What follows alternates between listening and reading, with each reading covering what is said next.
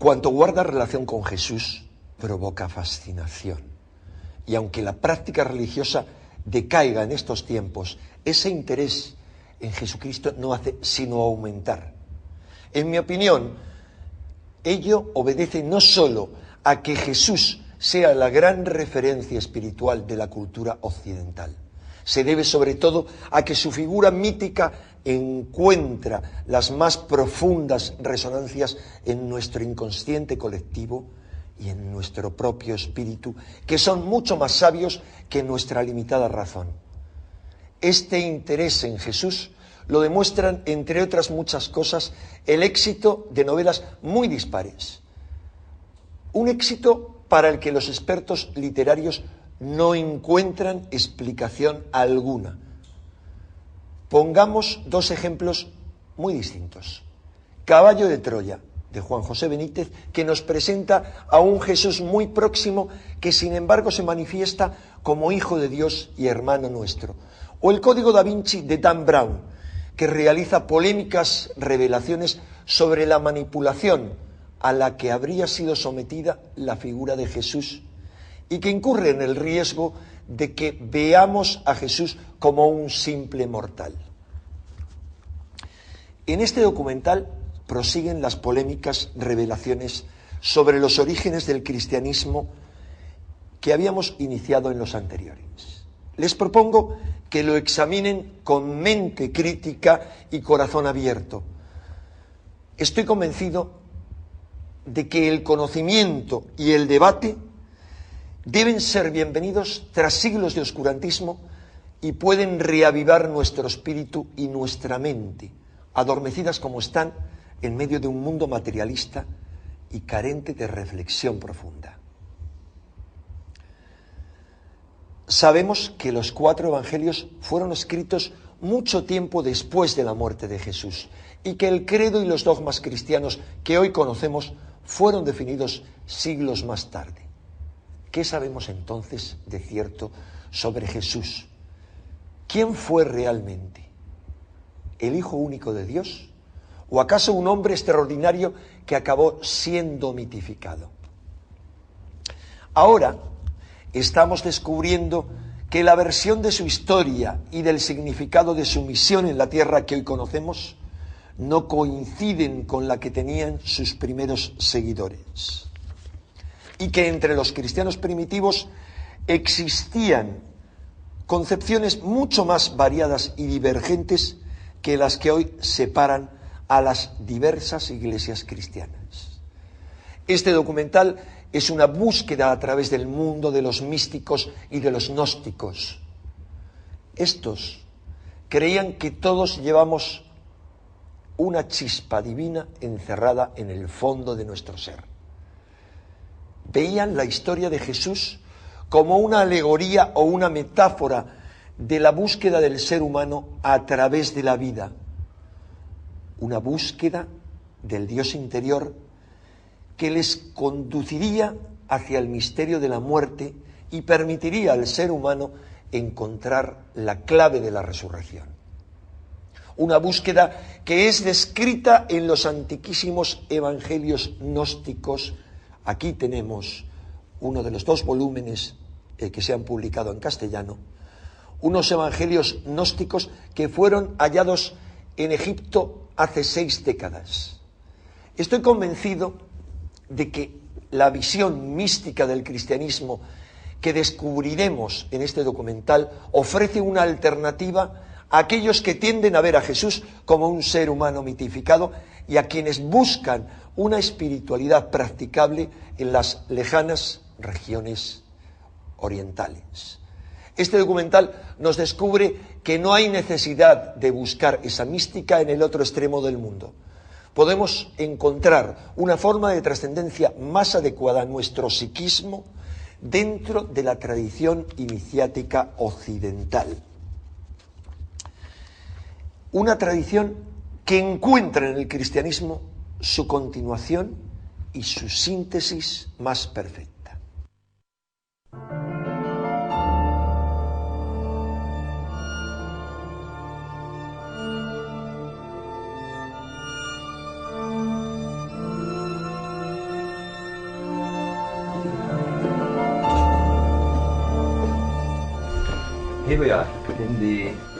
Estamos en el siglo II de la era cristiana.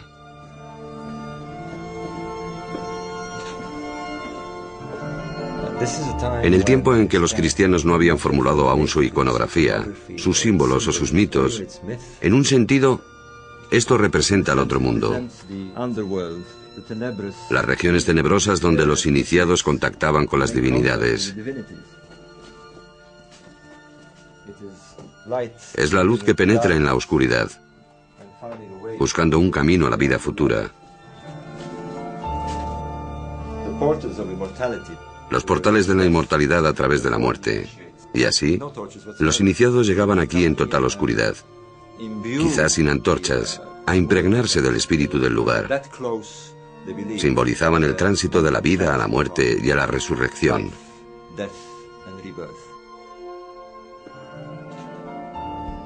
Entre la gente que venía aquí estaban los primeros cristianos. Todavía existía un vínculo entre los cultos mistéricos del antiguo Egipto y la religión gnóstica. Y vemos a los cristianos practicando los rituales de los egipcios.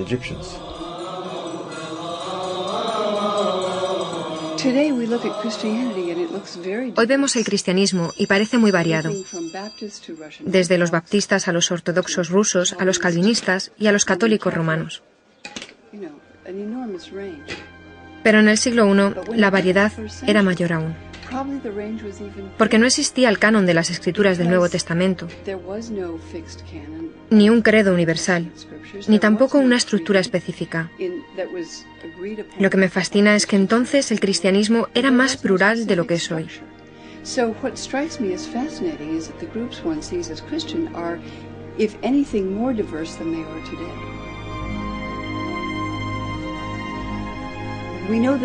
Sabemos que hubo muchos evangelios que los seguidores de Jesús leyeron, escribieron, veneraron, y también muchas otras obras, cartas, epístolas, poemas, himnos. Los cristianos contemplan los inicios de su fe con nostalgia. Un tiempo en que la palabra de Jesús y sus apóstoles sonaba como auténtica, cuando el credo era claro y su contenido incontestable. Pero ahora los documentos descubiertos arrojan otra luz sobre sus orígenes. Si los cristianos hoy veneran a Jesús como al único Hijo engendrado por Dios, que murió para redimirnos de nuestros pecados, los primeros seguidores de Jesús parecen haber tenido creencias diferentes. Los cristianos judaicos cayeron sobre el valor de salvación del sacrificio de Cristo en la cruz. Creían que era un iluminado, un iluminador. Para ellos, no hay nacimiento virginal, ni resurrección, ni cruz, solo las palabras de Jesús, percibido como la encarnación de la sabiduría divina. Jesús de Nazaret, hombre o mito.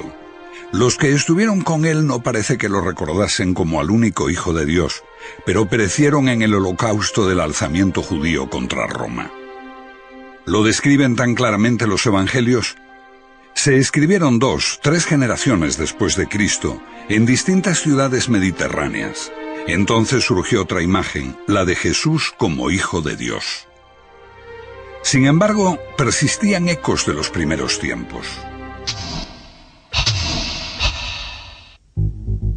Edad Media, el sur de Francia.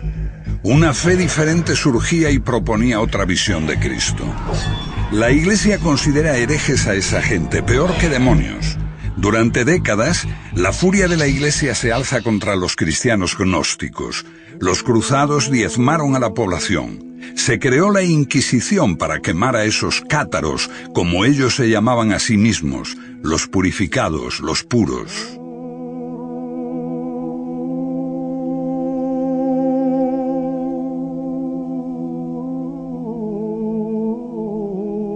Después de muchos siglos, la gente empieza a recordar a esos cátaros y visita los lugares donde fueron martirizados. Los cátaros no fueron precursores de la Reforma. No eran una herejía de la fe católica.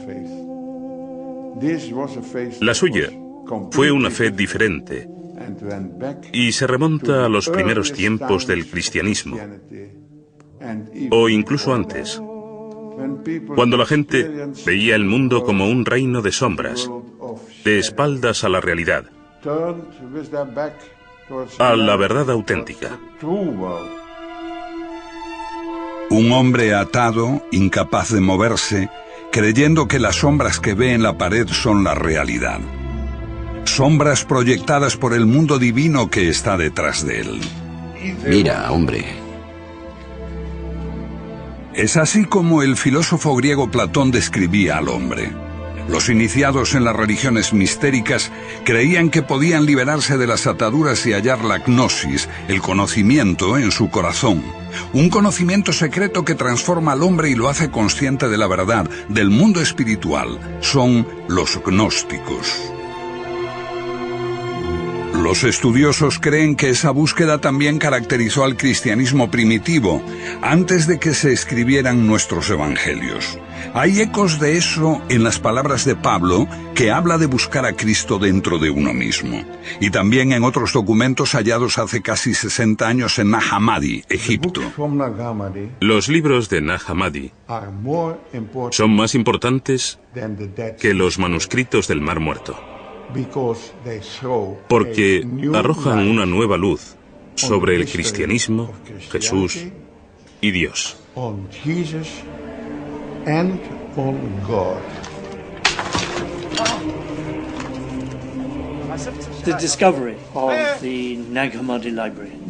El descubrimiento de Nag Hammadi supone un cambio radical en nuestra idea del cristianismo primitivo. Tenemos aquí 52 manuscritos que nos hablan del primer cristianismo. Estaban asociados posiblemente a un monasterio cristiano egipcio. Estos libros se enterraron en el siglo IV para evitar su destrucción.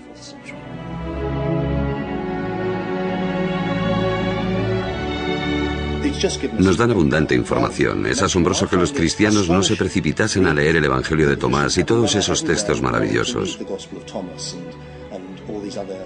Me parece que eso demuestra el poder de la Iglesia romana, que los dejó a un lado y aún los considera heréticos y peligrosos. Y por supuesto lo son.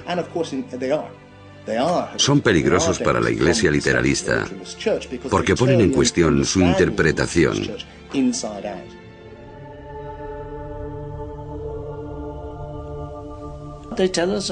Nos hablan de las diversas formas en que la gente creía que se podía hallar la salvación.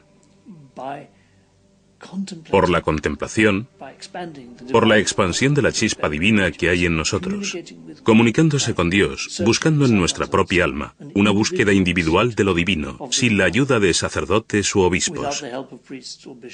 Suena atractivo. El gnosticismo es atractivo, sobre todo para la mente moderna, porque promueve una religión para el individuo, no para la Iglesia. Creo que es lo que los humanos han buscado siempre, hallar la divinidad por sí mismos. Pero esto es una simplificación, porque se trata de algo mucho más complejo. En cierto modo, es como tomar un baño de espuma y que entre jabón en los ojos. Enceguece a la vez que limpia.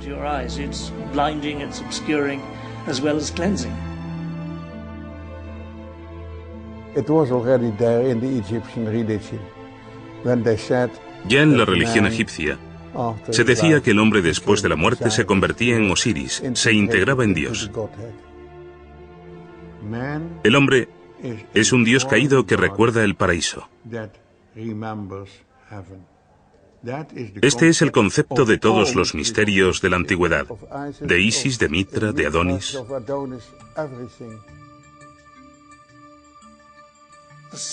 El punto central del gnosticismo es que todos nacemos con una chispa divina dentro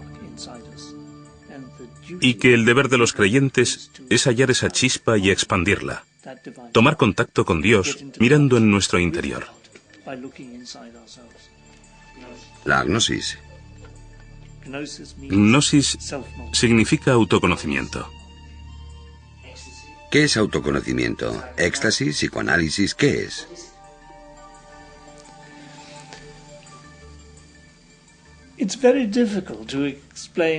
Es muy difícil explicar qué es el autoconocimiento y cómo se obtiene.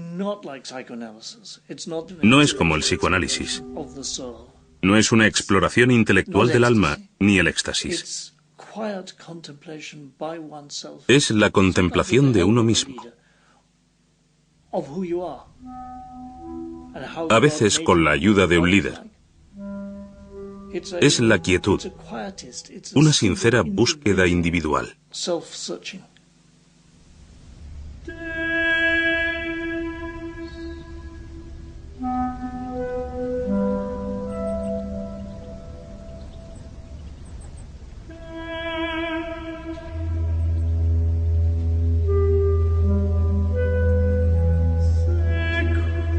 Creo que la idea básica que subyace en el gnosticismo es que estamos confundidos en nuestra idea sobre lo que es la vida y sobre quiénes somos. Adentrarnos en un entorno como este echa abajo nuestros esquemas. Estás cara a cara con el mayor de los misterios, la muerte. La idea de que dejarás de existir como forma física y te enfrentas con el misterio absoluto del que proviene todo, el misterio que somos, el misterio que es.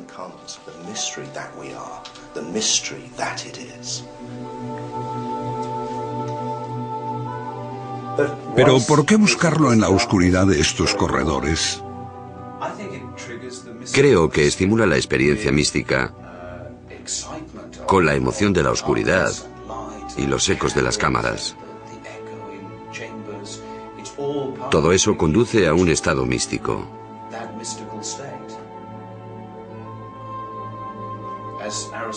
Como decía Aristóteles sobre los misterios, no vas allí a aprender, sino a experimentar. Si crees que solo es un proceso intelectual, te equivocas. Es algo mucho más grande que eso.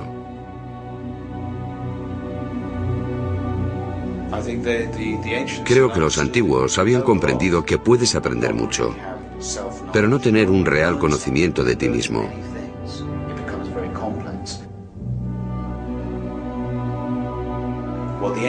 Lo que los antiguos buscan es un retorno a la totalidad, el conocimiento de la unidad de todas las cosas.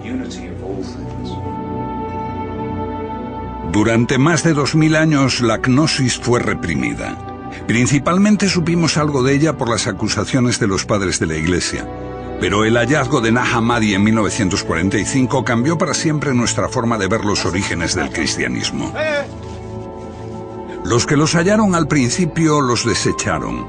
Cayeron en manos de traficantes, algunos fueron quemados, pero finalmente llegaron a manos de la ciencia gracias a personas como Gilles Quispert, que llevó los manuscritos más importantes a Europa, y a sus amigos, entre ellos el gran psiquiatra Carl Jung.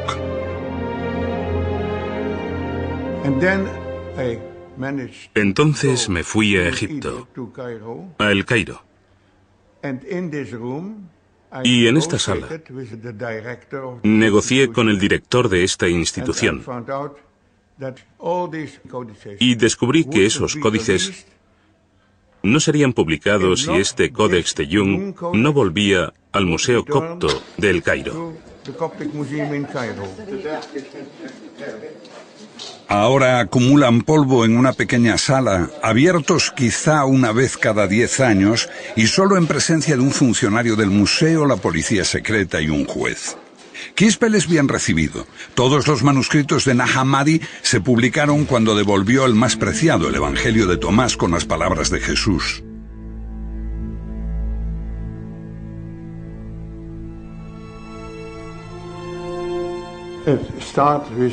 Empezó diciendo: estas son las palabras que Jesús dijo y que Dídimo Judas Tomás escribió. Y él dijo: quien descubre el sentido de estas palabras no conocerá la muerte. ¿Quién es Dídimo Tomás? Dídimo Judas Tomás significa Judas el mellizo o el gemelo. Fue uno de los hermanos de Jesús. La tradición de la Iglesia posterior transformó a Tomás en el apóstol que no creía que Jesús había resucitado. El escéptico Tomás fue el discípulo más fiel de su maestro. ¿Fue quien entendió mejor a su hermano? Según el Evangelio de Tomás, sí. Se dio por sentado que no era el hermano gemelo de Jesús en sentido literal, sino más bien que quien lea este Evangelio puede llegar a reconocerse como gemelo de Jesús. Dado que se ha dicho que eres mi gemelo y auténtico compañero, examínate a ti mismo.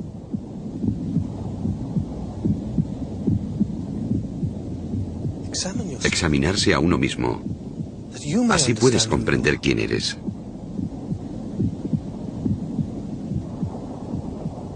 Y serás llamado, porque el que no se conoce a sí mismo nada sabe. Pero el que se conoce llega simultáneamente a la profundidad de todo. Lo que tienes dentro te salvará. You have within you will save you if you bring it forth from yourselves. Creo que Tomás se interpreta simbólicamente, que todo el que viene a ver a Jesús viene a verse a sí mismo como el gemelo de Jesús, el que es creado a imagen de Dios, como Él lo fue. ¿Qué dice el Evangelio de Tomás?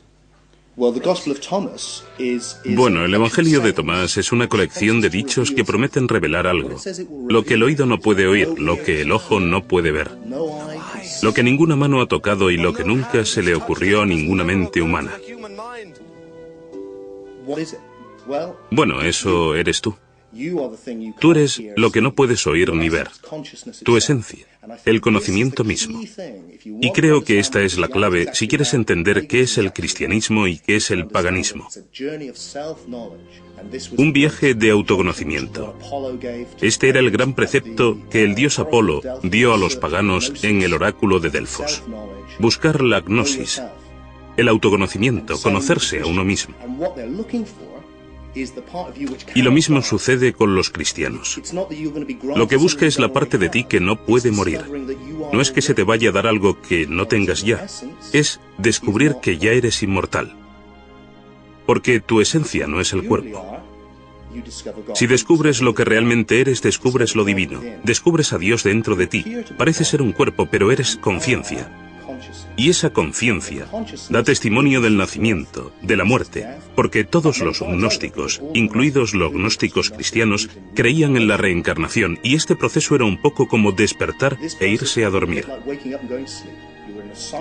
Estabas en un ciclo de cuerpos diferentes, yendo y viniendo, pero no eras el cuerpo. Eras conciencia que da testimonio de esto, de modo que jamás naciste y posiblemente no podrás morir.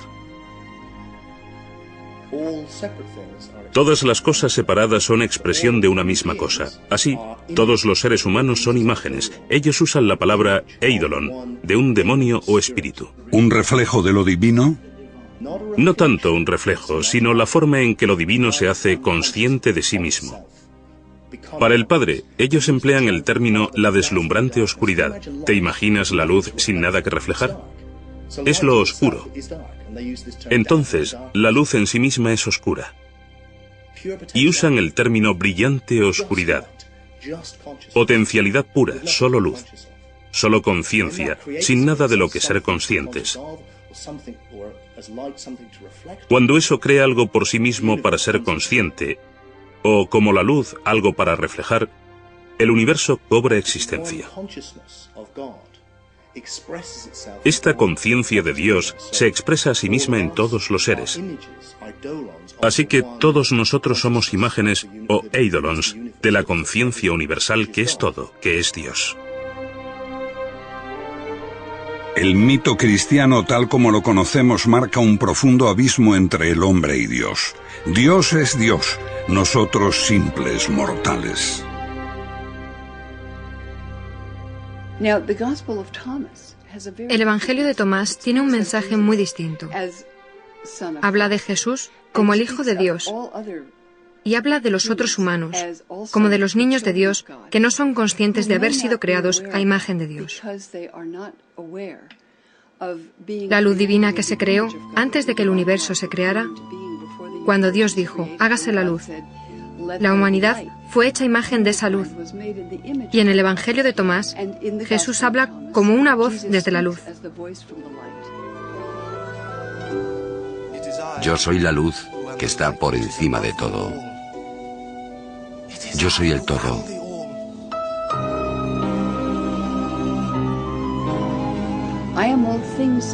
Soy todas las cosas.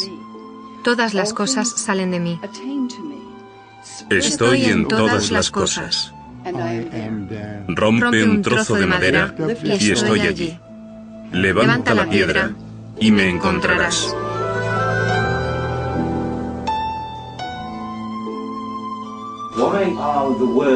¿Por qué las palabras del Evangelio de Tomás, busca bajo una piedra y me encontrarás, son tan peligrosas para la Iglesia? Porque es panteísmo. Sugiere que la divinidad está en todas partes y en todas las cosas.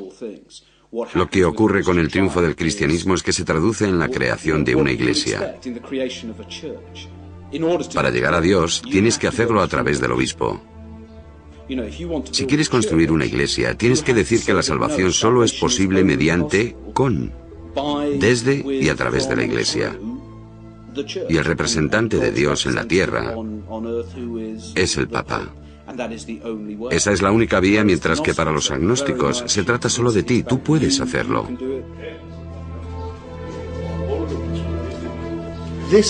Esa fue la revelación de la gnosis, que tu esencia es inmortal. No tenías que ganártelo siendo un buen chico, obedeciendo las normas. Por eso los gnósticos son bastante anarquistas, son librepensadores, libertinos, no obedecen reglas. Y por supuesto, su gran héroe Jesús es descrito en sus relatos como un libertino que se relaciona con prostitutas y gente poco respetable. Él rompe las normas, no respeta el sábado y ataca a las autoridades religiosas. Es un clásico carácter gnóstico. Ellos eran así. Porque para ellos no hay que obedecer las reglas. Para ellos se trata de descubrirse a sí mismos, lo que eres de verdad. En el Evangelio de Tomás el mensaje es más importante que el mensajero. Es anterior a los 4 evangelios, como ocurre con un hombre considerado como fundador de la fe cristiana, pero que se empieza a ver con una luz diferente, Pablo. Pablo es gnóstico, habla del Cristo interior. Habla de la inmortalidad, como las escuelas mistéricas, porque Pablo existe antes de la historia literal. Pablo es un personaje totalmente malinterpretado en la historia. En tiempos de Pablo, digamos, no hay división entre gnosticismo y literalismo, porque el literalismo no se había desarrollado aún. 2 generaciones después, los evangelios de la Biblia hablan en detalle de la vida de Jesús. El mensajero se hace más importante que el mensaje, y Jesús pasa a ser literalmente el Hijo de Dios. Pero antes de eso, Pablo, a pesar de posteriores adaptaciones e inserciones, nos habla todavía de Jesús como de un misterio, una metáfora, una voz interior.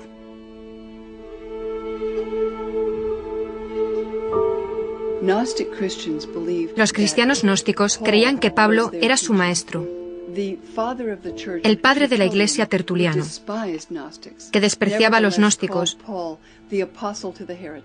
Llamaba a Pablo el apóstol de los herejes, porque los herejes, pensaba, amaban a Pablo, citan a Pablo, apoyan a Pablo, porque su enseñanza es muy misteriosa y a veces muy profunda. Si es así, el pensamiento de Pablo coincide con la mayor parte de las ideas elaboradas aquí. Quizá la ciudad más grande de la antigüedad, en la encrucijada de Asia, África y Europa, la ciudad de Alejandría. Alejandría en ese tiempo, la segunda ciudad del occidente. Allí se originó el gnosticismo. Allí vivían los egipcios, los griegos Y había más judíos en Alejandría que en Judea y Galilea en aquella época.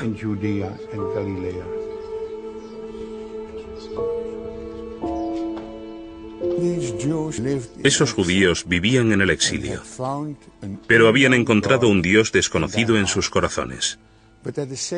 Al mismo tiempo, no podían encontrar a ese mismo Dios en el mundo, porque el mundo estaba lleno de mal y sufrimiento. Por lo tanto, resolvieron que este mundo había sido creado por un Dios menor, Jehová, su deidad tribal. Este es el Dios del Viejo Testamento, del ojo por ojo y diente por diente, un Dios celoso. Todas esas historias parecen girar en torno a un profundo descontento con el mundo, porque fue creado un Dios inferior. ¿Cómo podía un Dios perfecto haber creado este desastre? Entonces, lo que dicen reiteradamente es que este mundo es un error. Fue creado por la hija pequeña del verdadero Dios. La joven Sofía se enamoró locamente de su padre. Y frustrada por este amor ilícito, se autocreó, se autofecundó y engendró un hijo y abortó. Y este aborto deforme, con cara de león, era Yeldebaoth, el rey del caos. Con la arrogante suposición de haber sido expulsado del Edén por el Dios único, creó o malformó este mundo físico.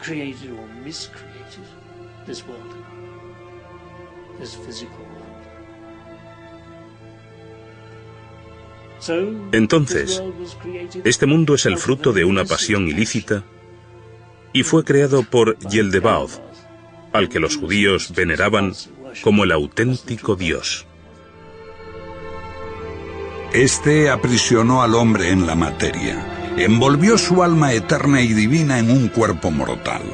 El creador de este mundo físico modeló al hombre a su propia imagen, para siempre esclavo de la materia. Y el buen Dios, el verdadero, lleno de misericordia, envió a Jesús para redimir a la humanidad de Yeldebaoth.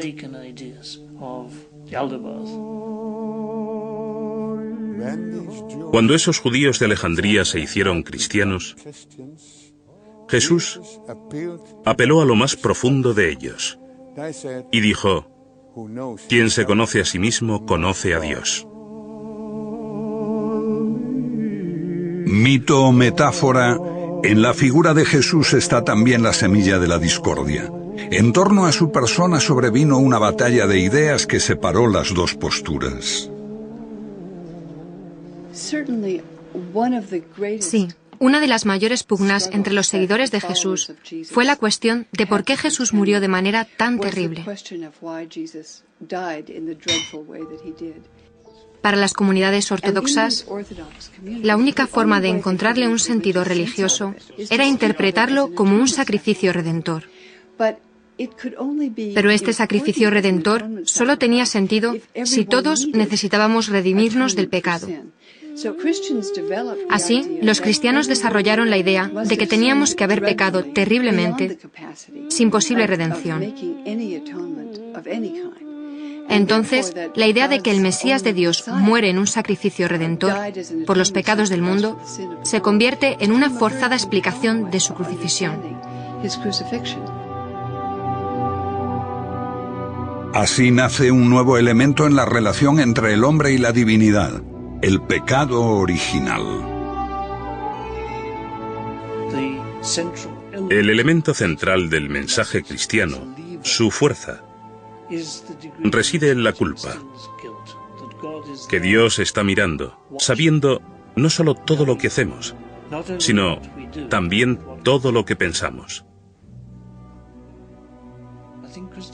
Creo que el cristianismo es bastante excepcional en el sentido de que Dios lo ve todo y castiga a los creyentes por sus malos pensamientos, Por los pecados de la mente.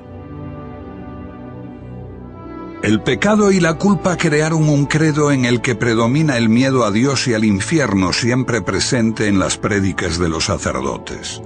No es una idea que compartieran los gnósticos. La palabra pecador no figura en su diccionario. El Evangelio de Tomás no habla mucho de la discontinuidad entre Dios y nosotros mismos, sino de humanos creados a su imagen divina y, por tanto, con una especie de conexión, de afinidad con lo divino. El hombre es un Dios caído que recuerda el paraíso. Ese es el concepto de todos los misterios de la antigüedad y también de la gnosis. No hay espacio para el pecado. Por supuesto, eso no significa que seamos divinos y más, sino más bien que podemos encontrar nuestro camino hacia Dios cuando hallemos el camino hacia nosotros mismos, y que existe un medio de reparación para los pecados y errores que cometamos. Pero pecar es tan esencial que Jesús tuvo que morir para redimirnos, un argumento tomado de un antiguo mito, Adán y Eva y el primer pecado que hizo al hombre mortal. Los cristianos pusieron más énfasis en el pecado de Eva que los judíos. Antes del cristianismo ortodoxo, el pecado no era una cuestión central. Los maestros judíos, paganos, gnósticos coincidían en que tenemos la capacidad de seguir o de desobedecer a Dios. Tenemos buenos y malos impulsos. Se entendía que esta era la condición humana. Existe un gran debate sobre esto, porque algunos cristianos creían que era absurdo, lo de comer una manzana. Una desobediencia inocente por la que Dios condena a los hombres a una existencia inferior, lejos del paraíso. Un castigo totalmente desproporcionado. Hay un relato gnóstico que dice que la serpiente del jardín del Edén es Jesús. Jesús es quien da a los hombres el árbol de la ciencia. Es Jesús quien dice a los humanos, comed. Y es Jesús quien se enfrenta a la miserable envidia del Padre, que no quiere que los humanos se conviertan en dioses. El Creador envidia la belleza de su creación y no quiere que los humanos alcancen el conocimiento, porque, como dice el Génesis, cuando comes del árbol del conocimiento, eres como Dios.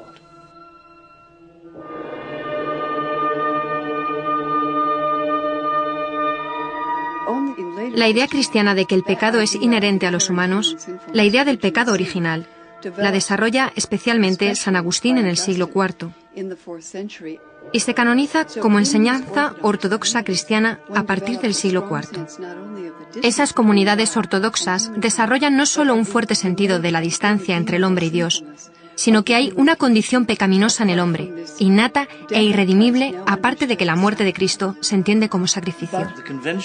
Así, el cristianismo convencional, el cristianismo canónico, que se desarrolla en el siglo II, fue muy debatido.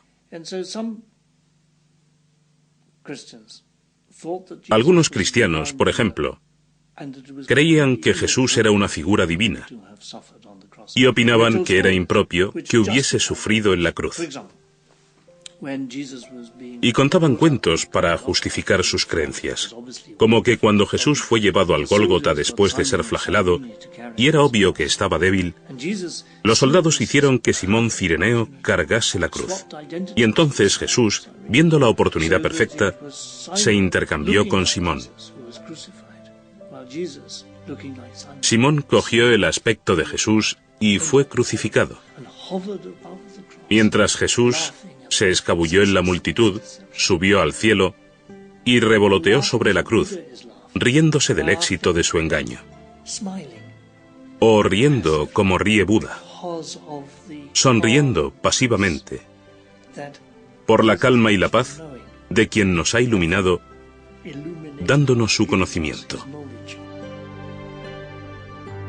Jesús, un iluminador, la voz, el símbolo de lo divino. Un gnóstico veía a Jesús como al hombre que recibió la iluminación con el bautismo, cuando se transforma como Buda en aquel que conoce, el Cristo. Los cristianos ortodoxos creen que si Jesús era divino, era el Hijo de Dios, su único Hijo, y también tenía que haber nacido divino, algo que los gnósticos consideran pueril. La ruptura queda clara con el último evangelio, el de Juan.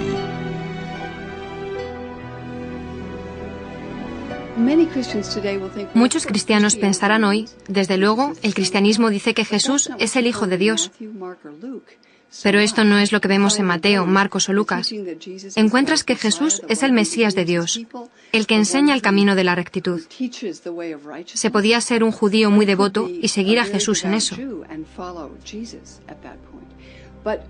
Pero con el Evangelio de Juan, la afirmación de que Jesús es Hijo de Dios, y más aún, su único Hijo, es una afirmación radical que no veo mencionada por los ortodoxos antes del año 160 más o menos. Pero esta idea se convierte en la lente a través de la cual los cristianos leen los evangelios.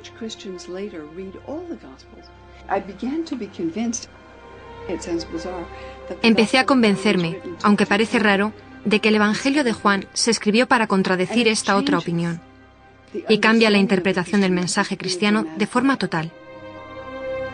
Jesús, el único Hijo de Dios, pero para los gnósticos era una metáfora, un símbolo de lo divino que reside oculto en todos nosotros. En ese sentido, todos somos hijos de Dios. Todos somos hijos de Dios, si descubrimos nuestra verdadera identidad. Si no, nos hallamos en estado de muerte. Esto es fascinante, creo. Estamos muertos. Para los gnósticos y los místicos, este es el otro mundo en el que estamos muertos en espíritu, porque creemos que somos el cuerpo y no es así. Somos Dios, si acaso. Somos la única conciencia del universo. Nos confundimos a nosotros mismos por esos cuerpos individuales y todos los problemas que causan. Lo que necesitamos es resucitar. Y la historia completa es así. Necesitamos morir por la identidad del cuerpo, que es el centro de la cuestión. Y necesitamos resucitar a nuestra verdadera identidad, que es el Hijo de Dios, que es el Cristo, la conciencia del Padre. Entonces todos somos Cristo, y todos necesitamos resucitar, y cuando lo hagamos el Cristo resucitará. En ese sentido, el mito, la historia completa de la crucifixión de Cristo y la resurrección, ¿es un modelo para todos y cada uno de nosotros? Sí, precisamente. Es un modelo que se encarna en la iniciación. Con los literalistas cristianos esto pronto se convierte más bien en una idea macabra, que al final de los tiempos resucitarás con tu cuerpo y serás de nuevo un cuerpo físico. Porque es lo que creen que le pasó a Jesús. Vino en cuerpo físico y murió literalmente, y eso es exactamente lo que te pasará a ti, o al menos te pasará si comprendiste el mensaje cristiano. Los gnósticos, desde luego, dicen todo lo contrario. Si no comprendes el mensaje, regresarás en un cuerpo por la reencarnación. Si lo comprendes, te darás cuenta de que no eres un cuerpo, que eres el Cristo, uno con Dios, y no será ya necesario este ciclo de reencarnaciones. Casi una fe diferente, un enfoque opuesto. ¿Cuál fue primero? ¿Cuál fue el origen? Tenemos al literalista cristiano Policarpo, y unas décadas después, a mediados del siglo II, tenemos a Tertuliano, diciendo que los seguidores de los gnósticos llenan el universo. Así te haces la idea de que esta iglesia literalista existía desde los apóstoles, y que los gnósticos fueron una desviación muy posterior. Lo que estamos sugiriendo es que en realidad es totalmente al revés. Los gnósticos se propagaron en el siglo I y II y fueron machacados por una iglesia literalista que entonces comenzaba su andadura. La ortodoxia, como la conocemos, surgió después del gnosticismo y en gran medida fue una reacción al mismo. El cristianismo se define por aquello que se le opone. Por oposición al gnosticismo, gradualmente fue defendiendo sus propios términos. A partir de una gran variedad de evangelios y unas 7 u 8 generaciones después de Jesús, los padres de la primera Iglesia ortodoxa empezaron a escoger unos pocos textos que conformarían el Nuevo Testamento y definirían el credo. Creo que la amenaza de persecución obligó a los líderes cristianos a buscar unas enseñanzas básicas en las que todos estuviesen de acuerdo.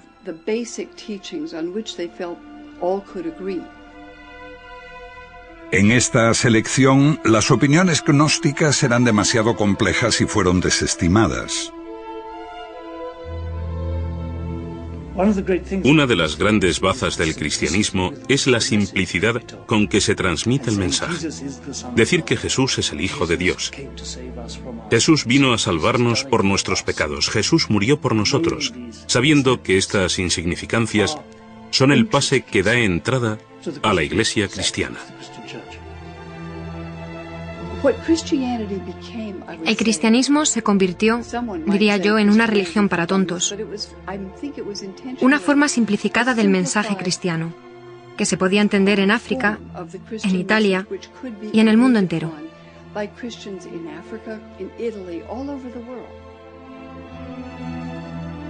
En sentido amplio, los evangelios son una invención.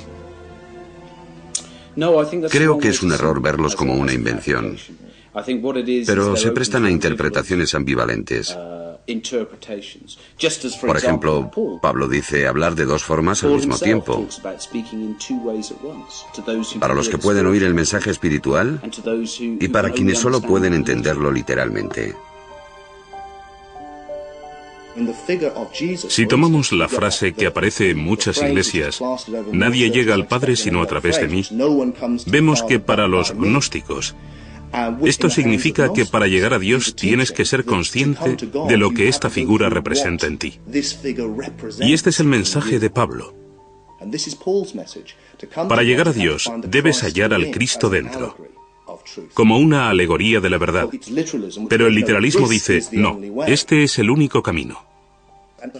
Creo que después de tener esta idea de una encarnación literal del Hijo de Dios, no la de un mítico Hijo de Dios, entonces, el concepto es que para tu propio bien, debes salvar el alma de otros. Y todos deben creer esto, obligados por su propio bien. Así tienes el mandato divino de ser autoritario. Los cristianos lo tomaban todo como algo personal. Pero cuando personalizas a la divinidad, la cargas con toda la ira, críticas, resentimiento y agresividad que existe en la personalidad humana. ¡Hereje! Los cristianos se enfadaron mucho porque tomaban como algo personal que su Salvador fuese rechazado.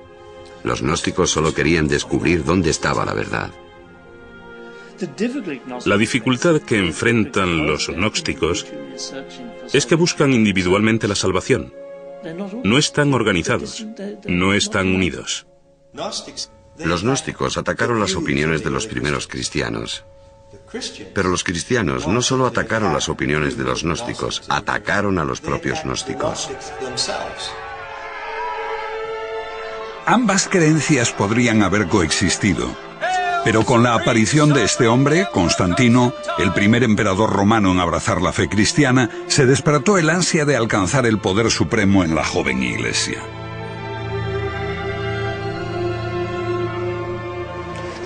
La historia dice que Constantino tuvo una visión, un sueño, donde veía la señal de la cruz en el cielo, y se convenció de que si se hacía cristiano y utilizaba este emblema, ganaría la batalla contra su rival pagano.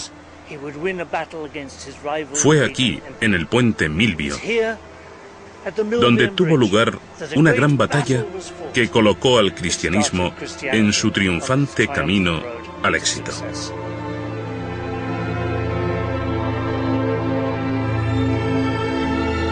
En el Concilio de Nicea, año 324, Constantino establece todas las diferencias respecto al credo. Compañeros ministros, creemos en un Señor, Jesucristo, el Hijo de Dios, un Dios de Dios. 3 siglos después de su muerte, Jesús es proclamado Hijo de Dios por decreto imperial, y se prohíbe cualquier otra opinión.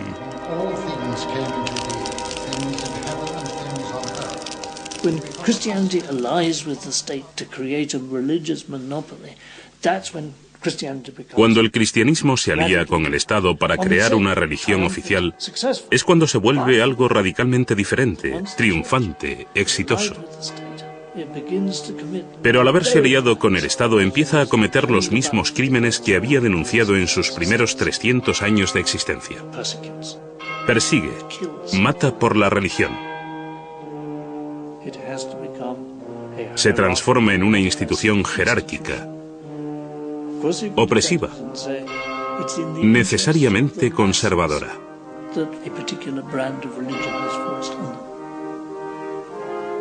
But it's not my fantasy, my imagination of how religion best proceeds. Es interesante Constantino. Cuando Constantino se convierte, uno de sus primeros actos es hacerle a las iglesias de Roma grandes regalos de plata y oro. 12 estatuas de tamaño natural de los apóstoles y 2 estatuas de plata de Jesús en tamaño natural. Así, 20 años después de su conversión, las iglesias de Roma parecen templos paganos, y esto es solo una muestra de la riqueza que obtiene la Iglesia en el siglo IV. La alianza con el Estado significa riqueza para la Iglesia, riqueza para los obispos, riqueza para el Papa de Roma. ¿Es corrupta la Iglesia? Sí. ¿Conserva un sentido de sus orígenes, el sentido de la importancia de la pobreza? Sí. Entonces la Iglesia se divide entre la pobreza y la abstinencia de los monjes y la riqueza de los obispos. Pero aún así, los obispos conservan un sentido de recuerdo de la caridad, de la virtud, lo mejor de ellos.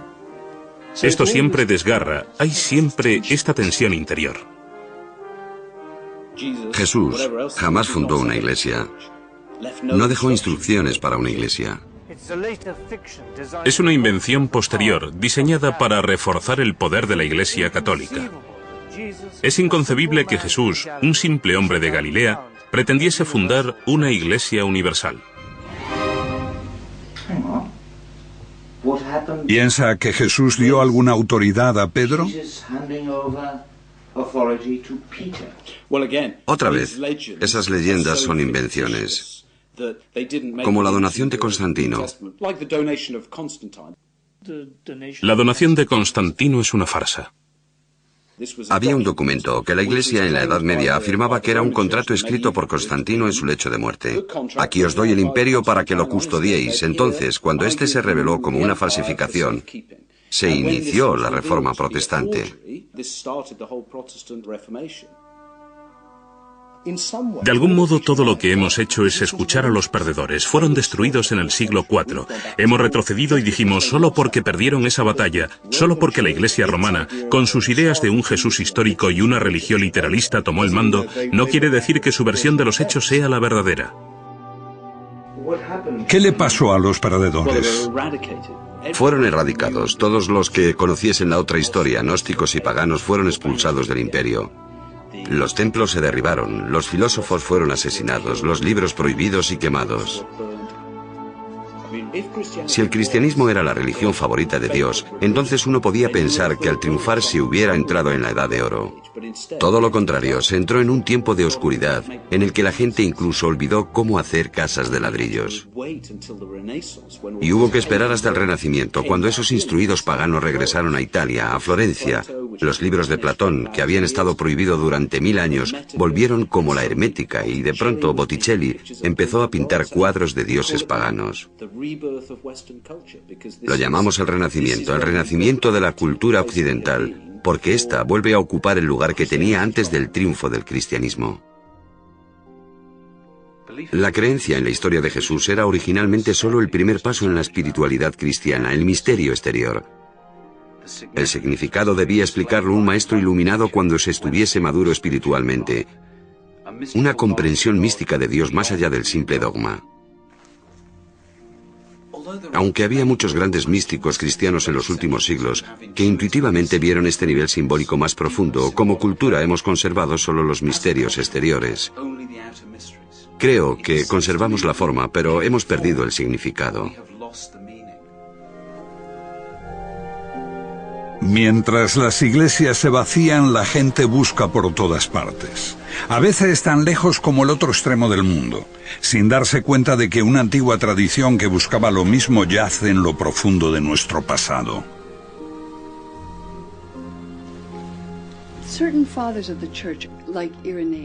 Ciertos padres de la Iglesia, como Irineo, en sus famosos 5 volúmenes contra los herejes, dice que comúnmente son considerados cristianos, pero que no lo son herejes. Y tienen características especiales. Primero de todo, aman leer e interpretar las Escrituras. Segundo, buscan guiándose por su propia intuición.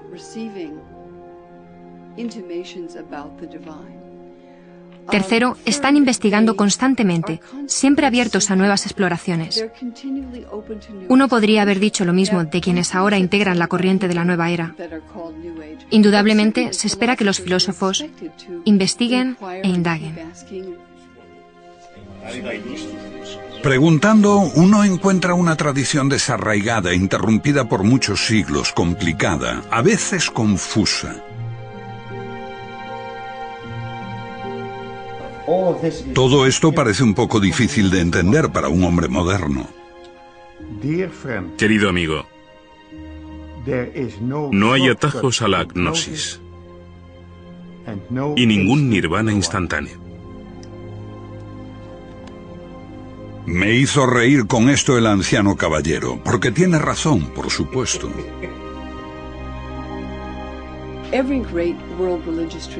Toda gran tradición religiosa mundial, ya sea el hinduismo, el budismo, el islamismo, el judaísmo, tienen las enseñanzas para todos. La enseñanza esotérica, que se supone siguen todos sus fieles. Y también una enseñanza esotérica o mística. La única que no lo tiene es el cristianismo occidental. Creo que es lamentable que haya sido considerado herético ese camino que mucha gente busca para su propia integridad y desarrollo. Either heretical or a path leading nowhere.